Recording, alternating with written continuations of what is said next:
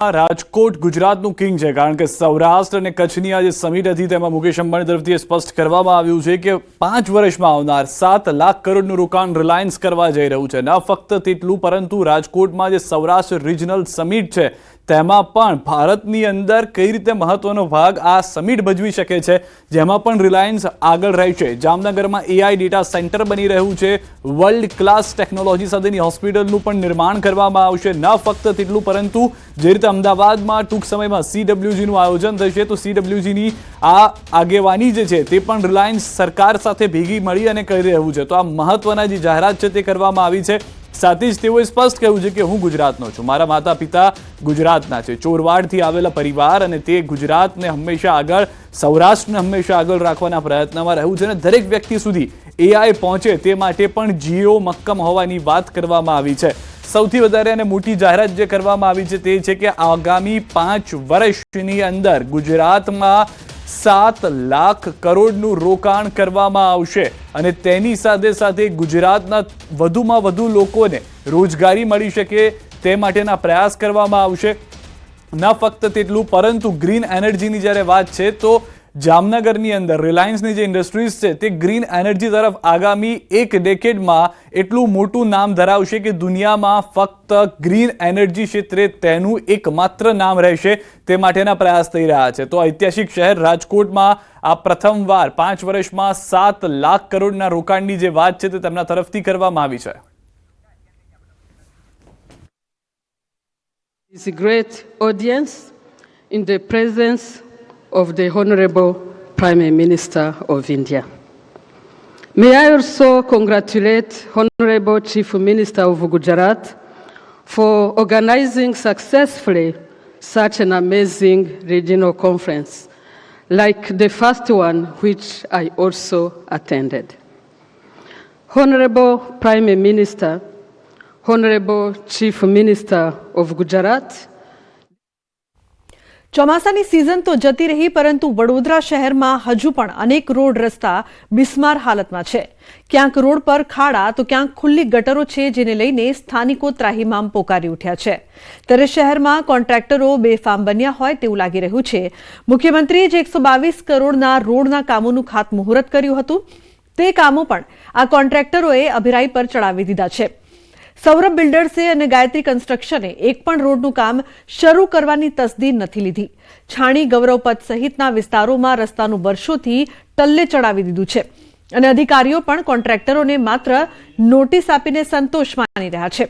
ત્યારે આવી એજન્સીઓને બ્લેકલિસ્ટ કરવા સ્થાનિકો માંગ કરી રહ્યા છે।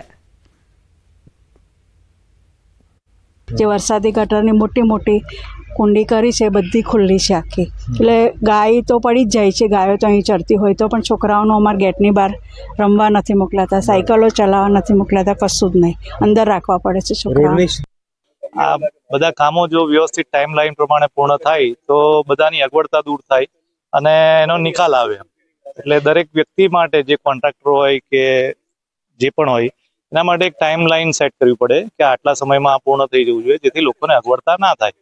અધિકારીને જ્યારે કામનું સ્ટેટસ પૂછીએ તો એવું કહે કે ભાઈ કોન્ટ્રાક્ટર ફોન જ નથી ઉઠાવતા, નોટિસ આપે છે એનો જવાબ નથી આવતો। એનો મતલબ એવું થયો કે કોન્ટ્રાક્ટર, અધિકારીઓ કે સત્તા પક્ષ હોય એના ઉપર ભારે છે। જે કામ જે અમે વર્ક ઓર્ડર આપેલા છે અને જેમાં જે કોન્ટ્રાક્ટરના જે કામ ડિલે ચાલે છે એમાં અમે નોટિસ એમને આપીને કામ ઝડપથી પૂરા થાય, ટાઈમ લિમિટમાં પૂરા થાય એ માટે અમે એમને કડક નોટિસ આપીને કાર્યવાહી ઝડપથી કામો પૂરા કરવા માટે જાણ કરી છે। અત્યાર સુધી લોકો એવું સાંભળતા હતા કે વડોદરા શહેરમાં અધિકારી રાજ ચાલી રહ્યું છે, પરંતુ હવે પરિસ્થિતિ એવી છે કે અધિકારી રાજ નહીં પરંતુ કોન્ટ્રાક્ટર રાજ ચાલી રહ્યું છે અને અધિકારીઓ જે છે તે પોતાની જાતને કોન્ટ્રાક્ટરો સામે લાચાર મહેસૂસ કરી રહ્યા છે। કારણ કે વડોદરા શહેરમાં કોન્ટ્રાક્ટરો એ હદે બેફામ બન્યા છે કે તેઓ સત્તા પક્ષનું કે પછી કોર્પોરેશનનું કંઈ પણ સાંભળવા માટે તૈયાર નથી। ખાસ કરીને વાત કરીએ તો સૌરભ બિલ્ડર્સ અને ગાયત્રી કન્સ્ટ્રક્શન છે, તેમને ઉત્તર ઝોન અને પૂર્વ ઝોનના રોડ બનાવવાનો વાર્ષિક ઇજારો જે છે તે આપવામાં આવ્યો હતો, પરંતુ સમય મર્યાદા પૂરી થઈ ગઈ છતાં જે આ કોન્ટ્રાક્ટરો છે તેમને પોતાનું કામ પૂરું કર્યું નથી। બીજી મહત્વપૂર્ણ અને ખાસ વાત એ છે કે કોર્પોરેશન દ્વારા વારંવાર આ કોન્ટ્રાક્ટરોનો સંપર્ક કરવામાં આવ્યો, પરંતુ કોન્ટ્રાક્ટરો જે છે તે કોર્પોરેશનના અધિકારીઓ સાથે વાત કરવા સુદ્ધા તૈયાર નથી। ત્યારે કોર્પોરેશન દ્વારા આ જે બંને કોન્ટ્રાક્ટર છે તેમને નોટિસ આપવામાં આવી છે અને તેમને બ્લેકલિસ્ટ કેમ નહીં કરવા તે અંગેનો ખુલાસો જે છે તે પૂછવામાં આવ્યો છે. ત્યારે આ કોન્ટ્રાક્ટરો એટલા બેખોફ છે કે તેમના દ્વારા કોર્પોરેશનની નોટિસનો જવાબ પણ જે છે તે આપવામાં નથી આવ્યો. એટલે ટૂંકમાં કહીએ તો અધિકારીઓ જ્યારે કોન્ટ્રાક્ટરોને છાવર્યા ત્યારે આ પ્રકારની પરિસ્થિતિ થઈ. કારણ કે જો અધિકારીઓએ કોન્ટ્રાક્ટરો પર પહેલેથી પકડ રાખી હોત તો આ હદે કોન્ટ્રાક્ટરો જે છે તે બેફામ ન બન્યા હોત. પરંતુ હવે કોન્ટ્રાક્ટરોના પાપે અને અધિકારીઓએ કરેલી ભૂલના પાપે જે વડોદરાવાસીઓ જે છે તેઓ વિકાસના કામોથી વંચિત થઈ રહ્યા છે અને રોડ રસ્તાના ઠેકાણા ન હોવાના કારણે લોકો હેરાન પરેશાન થઈ રહ્યા છે. હાર્દિક દીક્ષિત, ન્યૂઝ 18 ગુજરાતી, વડોદરા. તો જૂનાગઢમાં પ્રતિબંધિત ચાઇનીઝ દોરી ઝડપાઈ છે. 8 ફિરકી સાથે એક શખ્સ ઝડપાયો છે. ઝાલોરાપા વિસ્તારમાં પોલીસે કરી છે કાર્યવાહી. પોલીસે 2400નો મુદ્દામાલ જપ્ત કર્યો છે. પોલીસે સોહિલ શેખની ધરપકડ કરી છે. બીજી તરફ વાત કરીએ ભરૂચની, તો ભરૂચના અંકલેશ્વરમાં ઔદ્યોગિક વસાહતોમાં ઠંડીની ઋતુ દરમિયાન હવામાં પ્રદૂષણના રજકરણોની માત્રા વધી રહી છે. તેથી અંકલેશ્વર ઉદ્યોગ મંડળ દ્વારા તાત્કાલિક પગલાં લેવામાં આવ્યા છે. વિવિધ માર્ગો પર વોટર બ્રાઉસર વડે નિયમિત રીતે પાણીનો છંટકાવ કરવામાં આવી રહ્યો છે. જીપીસીબીના સૂચન બાદ ઉદ્યોગ મંડળ દ્વારા સતત પાણી છંટકાવની કામગીરી શરૂ કરાઈ છે. આ પગલાંથી હવામાં ઉડતા રજકરણોમાં ઘટાડો થવાની અપેક્ષા વ્યક્ત કરાઈ છે. એક્યુઆઈ નિયંત્રણ કરવા માટેનો એક પ્રયાસ છે. સાથે સાથે રોડ ઉપર જે ડસ્ટિંગ થાય છે જેથી કરીને શિયાળાની સિઝનમાં માણસોને જે ખાંસી શરદીનો બી પ્રોબ્લેમ ડસ્ટિંગના હિસાબ થાય છે એ બી નિયંત્રણમાં રાખવા માટે આપણે જરૂરી છે. જે એસટીપીનું પાણી અમે ટ્રીટેડ કરેલું સેલ આઉટ કરવાના હોઈએ છીએ એ પાણી અમે યુઝ વોટર બ્રાઉઝિંગમાં કરીએ છીએ. એટલે પાણીનો વ્યય એ બાબત કોઈ થતો નથી. અમદાવાદની સિલ્વર રોક યુનિવર્સિટીમાં હેકાથોન ઓટોનોમસ હેક્સ 2026નું આયોજન થયું છે. આ હેકાથોનની ગ્રાન્ડ ફિનાલેમાં 350થી વધુ સ્પર્ધકોએ ભાગ લીધો છે. 36 કલાકની આ હેકાથોન માર્કેટમાં જે પ્રોબ્લેમ્સ છે તેના સોલ્યુશન માટે એન્જિનિયરોને ઓન ધ સ્પોટ પ્રોબ્લેમ આપવામાં આવશે, જેને ધ્યાનમાં રાખીને આ એન્જિનિયરો એઆઈના માધ્યમથી એપ્લિકેશન લોન્ચ કરી શકાય તે પ્રકારનું સોફ્ટવેર બેઝ એપ તૈયાર કરશે. આ હેકાથોનના અંદર અમે ઓલરેડી એક ઓનલાઈન આમાં 2 ફેઝમાં અમે હેકાથોન કરી હતી. પહેલા ફેઝના અંદર ઓનલાઈન ફેઝ હતો જેના અંદર 2000થી વધારે પાર્ટિસિપન્ટ જોડાયા હતા. એના પછી એમાંથી ગ્રાન્ડ ફિનાલેમાં અમે લોકોએ 350 લોકોને સિલેક્ટ કર્યા છે જે ફિઝિકલી આવીને આ હેકાથોનમાં પાર્ટિસિપેટ કરી રહ્યા છે. જે 36 કલાકની હેકાથોન છે જેમાં કન્ટિન્યુઅસ 36 કલાક લોકોને કામ કરવાનું છે. હવે હેકાથોનના અંદર એવું છે કે એ લોકોને છે ને પ્રોબ્લેમ સ્ટેટમેન્ટ્સ આપવામાં આવશે અને એ પ્રોબ્લેમ સ્ટેટમેન્ટ્સના સોલ્યુશન બેઝિકલી એ લોકોને બનાવવા છે જે સોફ્ટવેર એપ્લિકેશન હોઈ શકે છે. તો આજે યંગ માઇન્ડ આખા ઇન્ડિયામાંથી અહીંયા આવેલું છે. હેકાથોન તો ઘણી બધી પ્રકારની થતી હોય છે, પણ આ સ્પેશિયલ હેકાથોન ગૂગલ દ્વારા આયોજિત છે, જેની અંદર ઓપન ઇનોવેશન, સ્વચ્છ ભારત, વિકસિત ભારત 2047 આ બધાને અંતર્ગત ઓપન ઇનોવેશનને રિલેટેડ હેકાથોનનું આયોજન થયેલું છે, સ્પેશિયલી ફોર એઆઈ થીમ. અને એની અંદર ઇન્ડિયાભરથી બધા યંગ માઇન્ડ્સ આવેલા છે. મહેસાણામાં શ્રી વિશ્વકર્મા નિર્માણ ફાઉન્ડેશન દ્વારા એક ઐતિહાસિક મહાસંમેલનનું આયોજન કરવામાં આવ્યું છે. સંમેલનનો મુખ્ય ઉદ્દેશ પંચાલ સમાજમાં ઘટતી જતી વસ્તી સામે જાગૃતિ લાવવા અને સનાતન સંસ્કૃતિના પાયા સમાન સંયુક્ત પરિવાર પ્રથાને પ્રોત્સાહન આપવાનો હતો. આ કાર્યક્રમમાં સમગ્ર ગુજરાતમાંથી 5000થી વધુ સમાજ શ્રેષ્ઠીઓ અને પરિવારો ઉપસ્થિત રહ્યા હતા. આ સંમેલનમાં જે પરિવારોને ત્યાં બીજા સંતાનનો જન્મ થયો હોય તે દરેક પરિવારને ₹25,000ના પુરસ્કાર અને પ્રશસ્તિ પત્ર આપીને સન્માનિત કરવામાં આવ્યા હતા. આ સાથે છેલ્લા 10 વર્ષથી વધુ સમયથી સંયુક્ત કુટુંબમાં હળીમળીને રહેતી સમાજની 180 જેટલી મહિલાઓનું વિશેષ સન્માન કરવામાં આવ્યું હતું. દંપતીઓ એક બાળકથી આગળ વધતા નથી, પોતાના કેરિયર અનુલક્ષીને કે મોસક અનુલક્ષીને કે ખર્ચને અનુલક્ષીને. તો એ બાબતમાં આ સંગઠન, અમારું ફાઉન્ડેશન એ લોકોને મોટિવેટ કરે છે અને પોતે દ્વિતીય સંતાન લાવે તો પહેલા બાળકને પણ સુરક્ષા પૂરી પડે અને માતા પિતાને પણ સુરક્ષા પૂરી પડે ભવિષ્યમાં. એના માટે અમે લોકો દ્વિતીય સંતાન લાવવા માટે ભાર મૂકીએ છીએ અને દ્વિતીય સંતાન જે પણ પંચાલ દંપતીને આવે તેને અમે અત્યારે પ્રાઇમરી ₹25,000નો ચેક આપીએ છીએ માતાના નામનો. આનો મૂળ આશય સંખ્યા વધારવાનો છે અને સંયુક્ત કુટુંબો અત્યારે ઘટી રહ્યા છે અને વિભક્ત કુટુંબો વધી રહ્યા છે. તો સિંગલ આઈડેન્ટિટીનો કન્સેપ્ટ જે આપણો નથી, પશ્ચિમનો છે એ કન્સેપ્ટમાંથી લોકોને બહાર લાવવા છે. ભાઈ ભારત એ ભારત છે. ભારત ભા કેટલા પ્રકાશ, જે પ્રકાશમાં રત છે, પ્રકાશ જેની અંદર છે એવો ભારત દેશ ફરીથી સક્ષમ થાય. શિક્ષણથી લઈને સ્વરોજગાર સુધી દરેક ક્ષણમાં યુવાનોના પડખે ઊભી છે રાજ્ય સરકાર. આ વિકાસના પાયા પાછળ છે પ્રધાનમંત્રી નરેન્દ્ર મોદીના પ્રશંસનીય પ્રયાસો.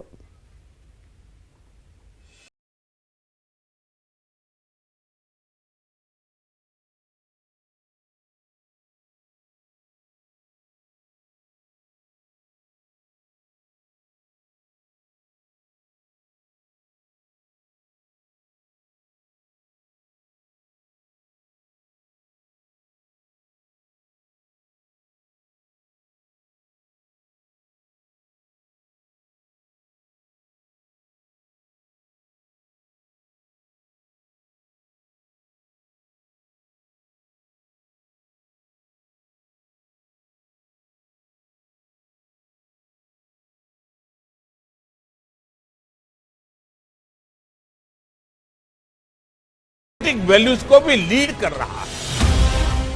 ગુજરાત સરકાર યુવાનોને શિક્ષણથી લઈને સ્વરોજગાર સુધીના દરેક પગલે સાથ આપે છે.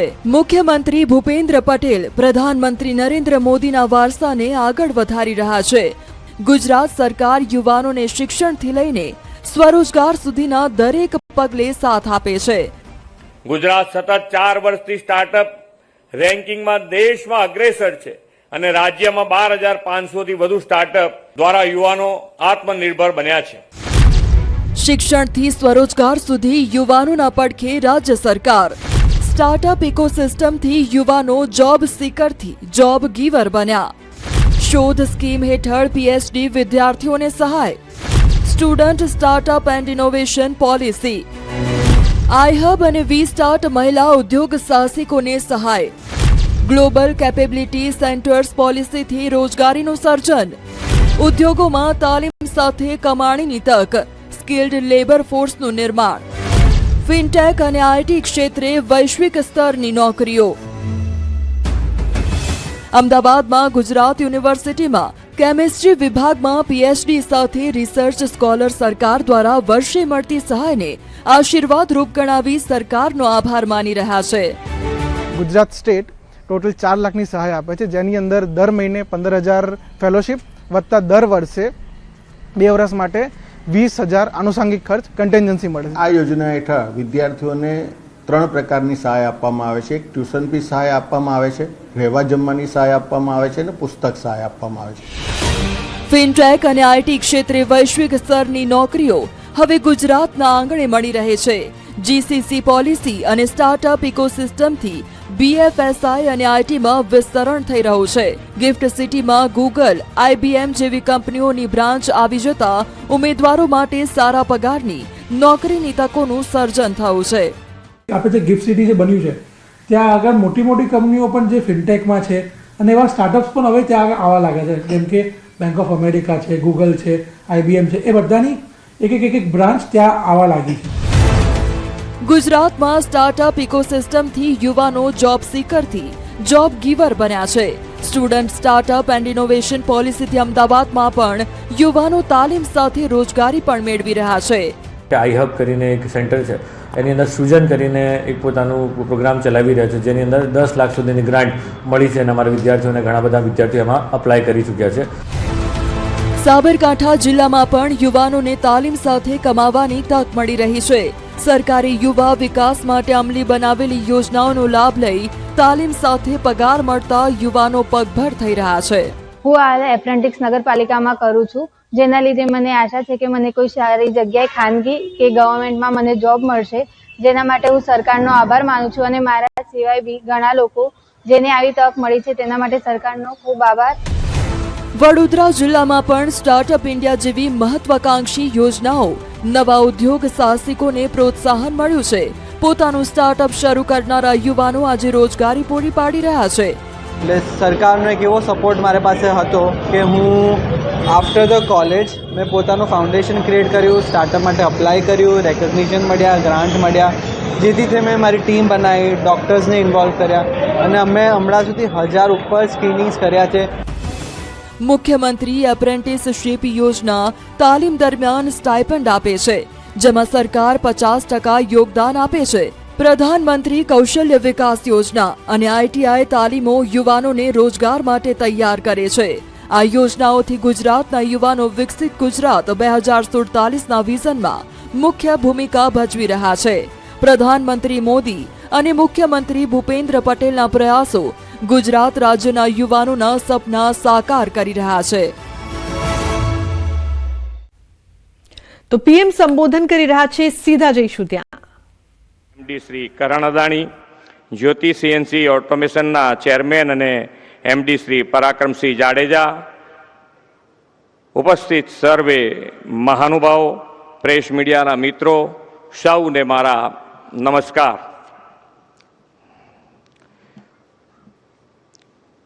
વિશ્વ નેતા અને લોકલાડીલા વડાપ્રધાન શ્રી નરેન્દ્રભાઈ મોદીએ આજે સવારે સોમનાથ સ્વાભિમાન પર્વથી જન જનમાં આસ્થા અને આધ્યાત્મિકતાની જ્યોતને વધુ ઉજાગર બનાવી છે અને હવે ઉદ્યમશીલતાથી આત્મનિર્ભરતાને વેગ આપવા માટે વાયબ્રન્ટ ગુજરાત રિજનલ કોન્ફરન્સનો પ્રારંભ કરવા આપણી સૌની સાથે ઉપસ્થિત થયા છે.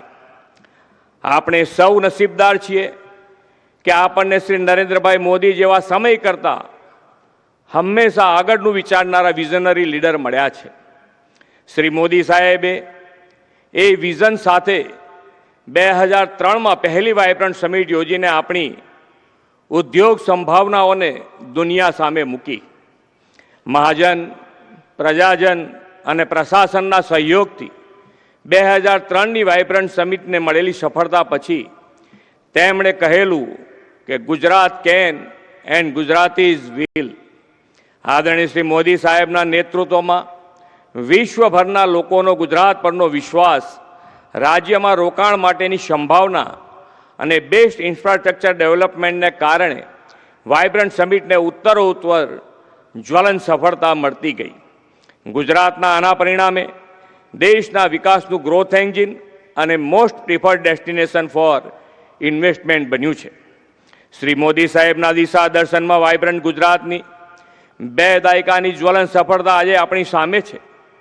પાછલા 24 વર્ષમાં રાજ્યમાં 3.57 લાખ કરોડનું FDI આવ્યું છે. દેશના ઇન્ડસ્ટ્રીયલ આઉટપુટમાં ગુજરાત 18% અને એક્સપોર્ટમાં લગભગ 30% જેટલો ફાળો આપે છે. રાજ્યમાં 2001-02માં 1.85 લાખ MSME હતા, જે આજે વધીને 41.9 લાખ MSME થયા છે. આપણા પોર્ટ્સ પરથી થતા કાર્ગો હેન્ડલિંગ 5 ગણું વધીને હવે 5,816 લાખ મેટ્રિક ટન કાર્ગો વહન થાય છે. ગુજરાત આજે global gateway to the future બન્યું છે. આપણે પ્રગતિના નવા બેન્ચમાર્ક પ્રસ્થાપિત કર્યા છે. જે સેક્ટરમાં ગુજરાતની પ્રેઝન્સ નહીવત હતી, તેમાં આપણું રાજ્ય નોવેરમાંથી એવરીવેર બન્યું છે. Auto sector, semiconductor, financial services, artificial intelligence, green energy જેવા અનેક ઇમર્જિંગ સેક્ટરમાં ગુજરાત હબ બનવા તરફ આગળ વધી રહ્યું છે. આપણે શ્રી મોદી સાહેબની પ્રેરણાથી 2024માં જે વાયબ્રન્ટ સમિટનું આયોજન કર્યું, તેમાં આ સેક્ટર્સ સહિતના અન્ય સેક્ટર્સમાં રોકાણ માટે 98,000 જેટલા MOU થયા હતા. મને કહેતા આનંદ થાય છે કે આ MOUમાંથી 25,500 તો એકલા સૌરાષ્ટ્ર કચ્છ માટેના હતા અને એમાંથી 78% પ્રોજેક્ટો કમિશન પણ થઈ ગયા છે.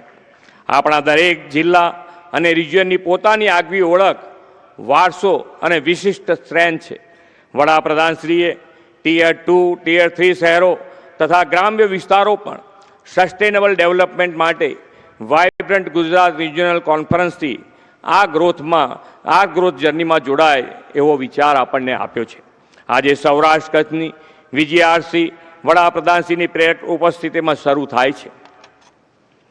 આ પ્રદેશના 12 જિલ્લાઓ renewable energy, world class ports, ship building, agro processing, ceramic chemical, fisheries અને બ્લુ ઇકોનોમી સહિતના ક્ષેત્રોમાં રોકાણ માટેની સુદૃઢ ઇકોસિસ્ટમ ધરાવે છે.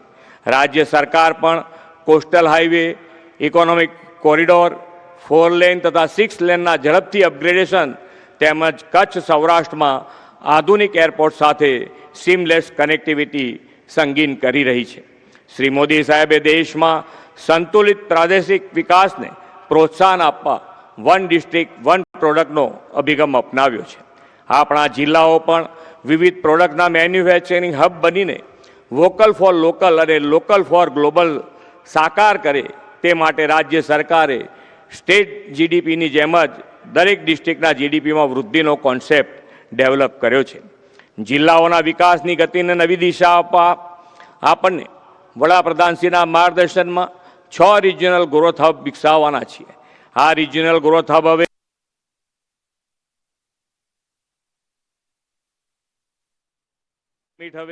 વિશ્વાસ, વિશ્વસનીયતા અને વિકાસની બ્રાન્ડ બની છે. આ વિજયામાં ઉપસ્થિત દેશ વિદેશના આપ સૌ રોકાણકારોને આ બ્રાન્ડના પાર્ટનર બનવાનું આમંત્રણ પાઠવીને વિરમું છું. ભારત માતા કી જય. આમંત્રણ પાઠવીને વિરમું છું. ભારત માતા કી જય. વંદે માતરમ. જય જય ગરવી ગુજરાત. માનનીય મુખ્યમંત્રી શ્રી, આપના ગરિમાપૂર્ણ સંબોધન બદલ અમે પણ આપનો ખૂબ ખૂબ આભાર માનીએ છીએ. देवियों और सज्जनों, हम अब उस महत्वपूर्ण क्षण के साक्षी बनने जा रहे हैं जो कच्छ और सौराष्ट्र सहित संपूर्ण गुजरात के औद्योगिक भविष्य को एक नई और सुदृढ़ दिशा प्रदान करेगा. इस क्षेत्र के कुल 7 जिलों में 3,540 एकड़ क्षेत्र में फैली 13 नई स्मार्ट औद्योगिक एस्टेट्स के विकास की परिकल्पना की गई है. इसके साथ ही गुजरात इंडस्ट्रियल डेवलपमेंट कॉरपोरेशन द्वारा नागलपर में 336 एकड़ क्षेत्र में sector specific medical devices industrial park का विकास किया गया है. ये पहल आत्मनिर्भर भारत के संकल्प को सशक्त करती है. अब मैं माननीय प्रधानमंत्री जी से विनम्र अनुरोध करती हूं कि वे रिमोट का बटन दबाकर नवीन स्मार्ट जीआईडीसी एस्टेट्स एवं नागलपर मेडिकल डिवाइसेस पार्क का शुभारंभ करने की कृपा करें.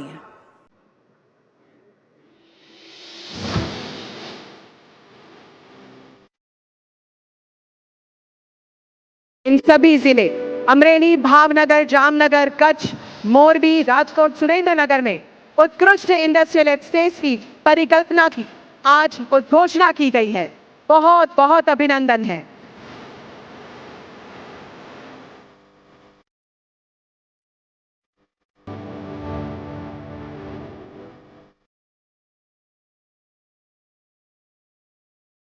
ये घोषणा गुजरात की विकास यात्रा में एक और महत्वपूर्ण मील का पत्थर है जो राज्य को वैश्विक विनिर्माण एवं नवाचार के अग्रणी केंद्र के रूप में और सशक्त बनाएगी.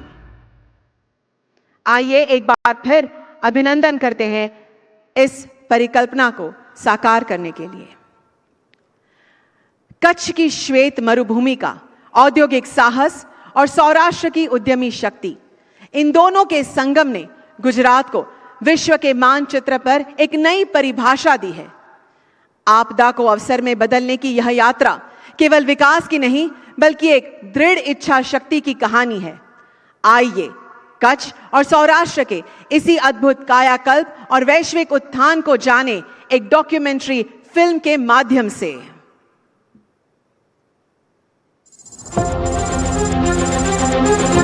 ગુજરાત અને દેશનું સપનું છે 2047 જ્યારે આઝાદીના 100 વર્ષ થાય ત્યારે આ દેશ વિકસિત દેશ હોવો જોઈએ.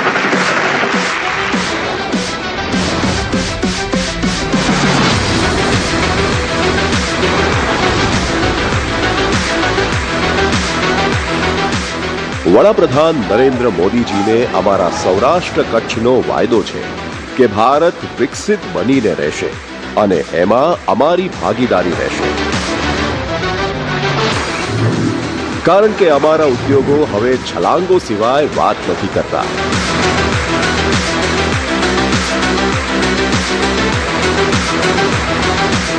અમારી ઉદ્યમિતા હવે આકાશને પણ લિમિટ નથી માનતી. Agro processing, food and beverage industries હવે અમારી સભ્યતા બની ગઈ છે. વુડ પ્રોડક્ટ્સ, અને નોન મેટાલિક ઇન્ડસ્ટ્રીઝ હવે અમારી છબી થઈ ગઈ છે. રાજ્યનું 89% માઇનિંગ અમારે ત્યાં થાય છે અને રાજ્યના 87% પેટ્રોલિયમ પ્રોડક્ટ્સ અમે બનાવીએ છીએ. દુનિયાની સૌથી મોટી તેલ રિફાઇનરી અમારા આંગણે જામનગરમાં ઊભી છે. વિશ્વનો સૌથી મોટો શિપ બ્રેકિંગ યાર્ડ અમારા અલંગમાં ઊભો છે. કચ્છ આજે સ્ટીલ અને પાઇપ મેન્યુફેક્ચરિંગનું હબ બન્યું છે, જ્યાં દેશની અગ્રણી કંપનીઓ દ્વારા મોટા પાયે રોકાણ અને રોજગારીનું સર્જન થઈ રહ્યું છે. દુનિયાનો સૌથી મોટો હાઇબ્રિડ રિન્યુએબલ એનર્જી પાર્ક કચ્છના ખાવડાની શાન છે. મુન્દ્રા, કંડલા અને પીપા વાવના બંદરો દેશની નિકાસમાં મોટું યોગદાન આપી રહ્યા છે. વિશ્વની સૌથી મોટી ટોવલ મેન્યુફેક્ચરિંગ ફેસિલિટી પણ આ વિસ્તારમાં જ થમથમે છે. તમે વિશ્વના કોઈ પણ દેશમાં જાઓ ત્યાં મોરબીની ટાઇલ્સ અચૂક જોવા મળશે, કેમ કે અમારા મોરબીનું સિરામિક ક્લસ્ટર આખા વિશ્વમાં અગ્રેસર છે. અમારા રાજકોટમાં બનેલા ઓટો પાર્ટ્સ આજે દુનિયાભરની ગાડીઓમાં દોડે છે અને અહીંનું એન્જિનિયરિંગ હવે એરોસ્પેસ અને ડિફેન્સ ક્ષેત્રે પણ મહત્વનું યોગદાન આપી રહ્યું છે. આ તો હજી શરૂઆત માત્ર જ છે. હવે તો ગ્રીન હાઇડ્રોજન હબ, જખૌનું ફિશિંગ ક્લસ્ટર અને ભચાઉનો મિનરલ ઝોન કચ્છની કાયાપલટ કરવા જઈ રહ્યો છે. બોટાદમાં ઇકો ઇન્ડસ્ટ્રીયલ પાર્ક, રાજકોટમાં મેડિકલ ડિવાઇસ પાર્ક અને નોલેજ ક્લસ્ટર સાથે સૌરાષ્ટ્ર હવે વિકાસની તેજ ગતિ પકડવા જઈ રહ્યું છે. અમે ઔદ્યોગિક વિકાસની સાથે પર્યાવરણનું પણ જતન કર્યું છે, એટલે જ તો ગીરના સિંહોની સંખ્યામાં પણ વધારો થઈ રહ્યો છે.